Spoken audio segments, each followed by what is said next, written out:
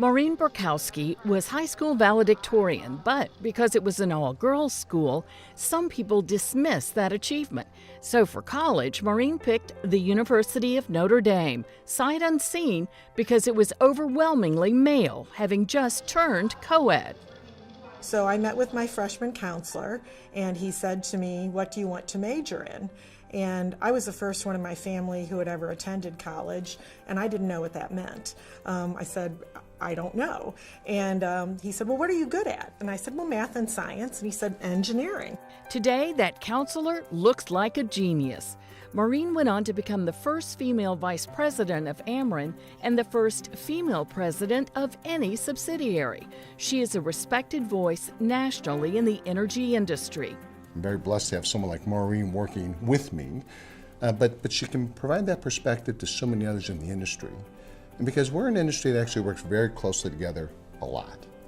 And that's for the good of our country, frankly. And Maureen's right in the middle of it. She's a leader in the industry, and it isn't because she's a woman. It's because she's brilliant. Maureen is responsible for all aspects of the high-voltage transmission system for all of Ameren's companies, impacting nearly 2.5 million customers. She is aware of her glass ceiling shattering achievement and feels the pressure to be a role model and mentor to women in the industry. She tells them that they may face tough decisions balancing career and family, like she did early on. I actually started my family when I was just 24 years old, had my first child.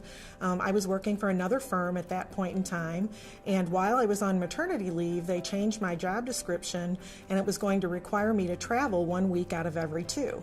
And I'm sitting there with a 3-month-old baby thinking, this is never going to work. So I actually left that company and came to work at Ameren, which was then Union Electric Company, because it was a more family-friendly position. Maureen is passionate about STEM education and opening up career possibilities. You know, who brings clean water to places that otherwise wouldn't have it? Who brings telecommunications to people who otherwise wouldn't know what's going on in the rest of the world? All of that starts with engineering. While Maureen may not have had the benefit of mentoring in engineering, she did have some pretty great advice from her father. He basically, told us, don't ever let anybody tell you they're better than you are. That was his kind of, mantra. And so I think that sense of confidence gave me the ability to think that opinions I had to offer were worthwhile, ideas I had were worth sharing, and to have the confidence to put it out there.